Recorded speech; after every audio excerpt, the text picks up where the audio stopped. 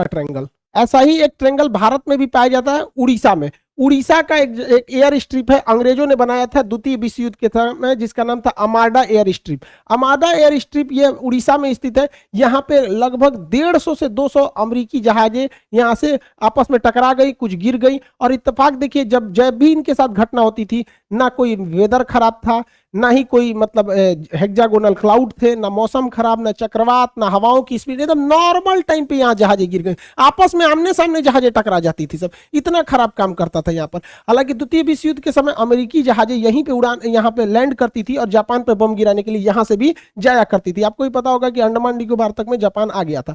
तो इतनी जहाजें अमेरिका की यहाँ से क्रैश की गई थी और उनका बहुत सारा हुआ था। हालांकि ये मिलिट्री का एरिया था, इसलिए इस फाइलों को बंद कर दिया गया, बहुत ज्यादा डिस्क्लोज नहीं किया गया। तो ये भारत का बरमूडा ट्रायंगल आप कह सकते हैं। तो ये तीनों जगह, अब इसके पीछे क्या लॉजिक है भैया, आपको हम बरमूडा का लॉजिक बता दिए, जो सेम लॉजिक ड्रैगन ट्रायंगल पे भी है, दोनों सेम है। यहाँ क्या है कि ये एरिया झारखंड से करीब है और झारखंड के जादूगोड़ा के पास यूरेनियम की खदान है। आपको पता है यूरेनियम एक बहुत ही रेडियो एक्टिव चीज होता है। ये इलेक्ट्रॉनिक सिस्टम वगैरह को अचानक अगर हाई रेडिएशन होगा या इत्यादि होगा तो इसका बड़ा इफेक्ट पड़ता है, जिससे कि इलेक्ट्रॉनिक सिस्टम काम नहीं करते थे, नेविगेशन खराब हो जाता था, दोनों जहाजों का नेविगेशन एक ही डायरेक्शन में दिखाने लगता था। इसी की वजह से इसलिए दो जहाजें आपस में आमने सामने यहाँ पर टकरा जाती थी अमाडा एयर स्ट्रिप पर।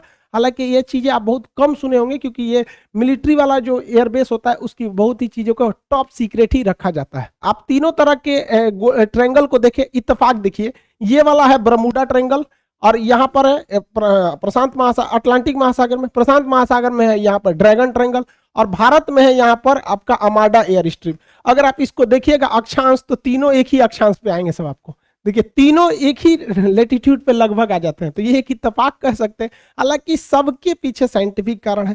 अब ऐसी कोई घटनाएं नहीं होती हैं।